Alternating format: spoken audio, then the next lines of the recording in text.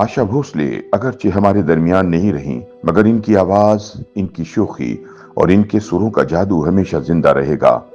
आशा भोसले सिर्फ एक गुलकारा नहीं थी, बल्कि एक पूरा अहद थी। एक ऐसा अहद जिसने बॉलीवुड म्यूजिक को न सिर्फ नई शनाख्त दी, बल्कि नई जहत और नई रूह भी बख्शी। 8 सितंबर 1933 को भारत में पैदा होने वाली आशा भोसले ने कम उम्री में ही गुलकारी का आगाज कर दिया था। वो मारूफ गुलकारा लता मंगेशकर की बहन थीं। ताहम उन्होंने अपनी मेहनत और अलग अंदाज के जरिए अपनी मुनफरिद शनाख्त कायम की।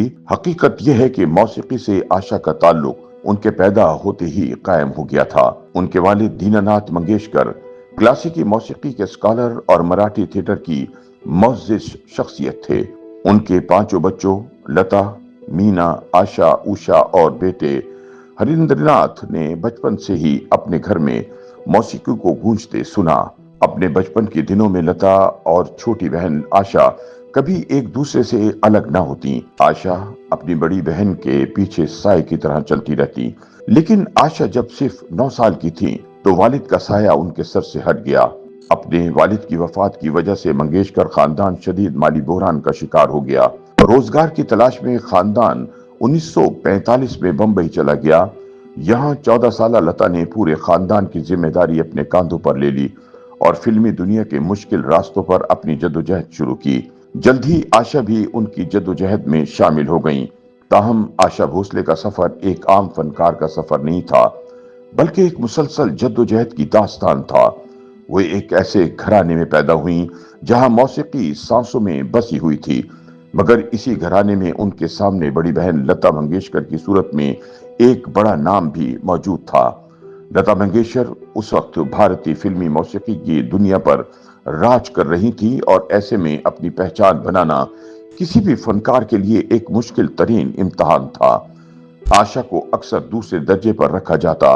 वो शुरू में बड़ी बहन की वजह से कभी भी बड़े मौसीकारों की पहली पसंद नहीं थी और कई बार तो इन्हें नजरअंदाज करके उनकी बहन लता मंगेशकर को सेलेक्ट भी कर लिया जाता था।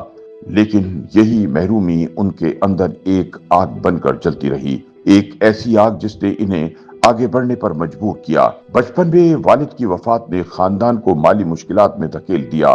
कम उम्री में ही आशा और लता को फिल्मी दुनिया में कदम रखना पड़ा, मगर जहां लता को जल्दी कामयाबी मिली, वहीं आशा को बी ग्रेड फिल्मों और छोटे मौकों से अपना सफर शुरू करना पड़ा।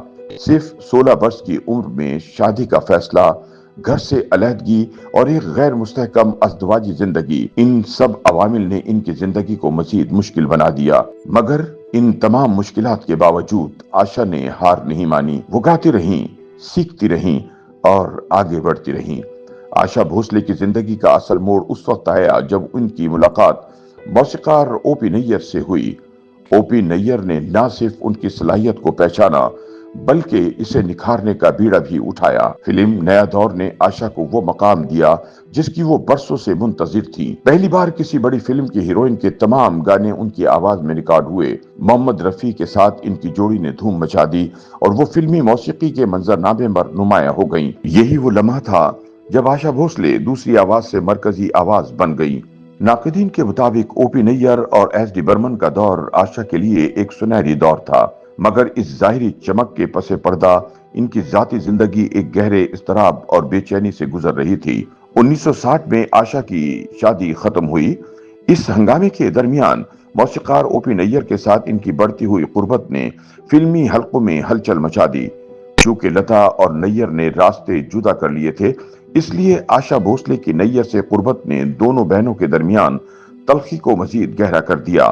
ताहम इन तमाम जाती उतार चढ़ाव के बावजूद पेशावराना मैदान में यही दौर आशा भोसले के लिए फैसलाकुन साबित हुआ।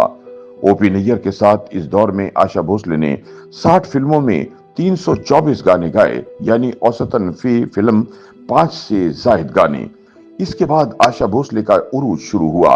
1960 और 70 की दिहाई में आशा भोसले ने मौसीकार आर डी बर्मन के साथ मिलकर मौसीकी में एक इनकलाब बर्पा किया। फिल्म तीसरी मंजिल के गीतों ने तवानाई, शोखी और जिद्दत के इम्तिजाज से मुज़य्यन उनकी आवाज का एक नया रंग दुनिया के सामने पेश किया। आजा आजा मैं हूं प्यार तेरा, पिया तू अब भी आजा और दम मारो दम जैसे गीतों ने आशा को नौजवान नस्ल की धड़कन बना दिया। उनकी आवाज में एक ऐसी जिंदगी थी जो हर दौर के सुनने वालों को अपनी तरफ खींचती चली गई। मौसीकार नौशाद अली ने एक बार कहा था कि लता की आवाज पाकीज़ा है, जबकि आशा की आवाज में बाजारीपन है। मगर यही बात आशा की सबसे बड़ी ताकत बन गई।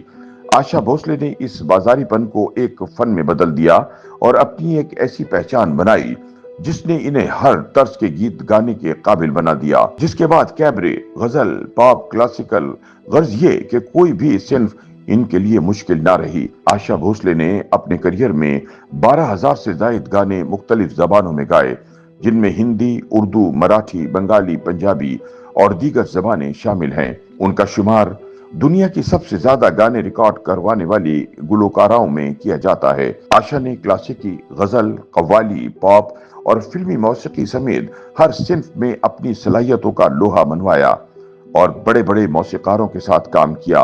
इनकी गायकी में जिद्दत और वर्सटाइल अंदाज इन्हें दीगर गुलकारों से मुमताज बनाता था। फिल्म उमराव जान अदा में आशा भोसले ने अपनी आवाज का एक बिल्कुल मुख्तलिफ रुख पेश किया। दिल चीज है क्या और उन आंखों की मस्ती में जैसे गीतों ने साबित कर दिया कि वो सिर्फ शौक और तेज गानों की गुलकारा नहीं बल्कि एक मुकम्मल फनकारा हैं। यही वो लम्हा था जब नाक़िदीन भी उनके शहर में गिरफ्तार हो गए।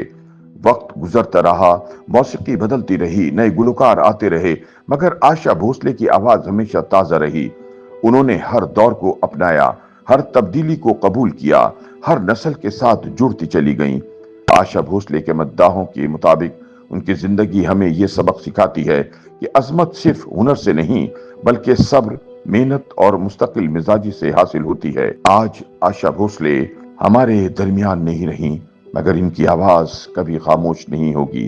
वो हर उस गीत में जिंदा रहेंगी जो कभी रेडियो पर बजेगा, हर उस याद में जो किसी धुन के साथ वाबस्ता होगी और हर उस दिल में जो मौसीकी से मोहब्बत करता है। आशा भोसले चली गईं, मगर अपने पीछे एक ऐसी दुनिया छोड़ गईं जो हमेशा सुरों से आबाद रहेगी।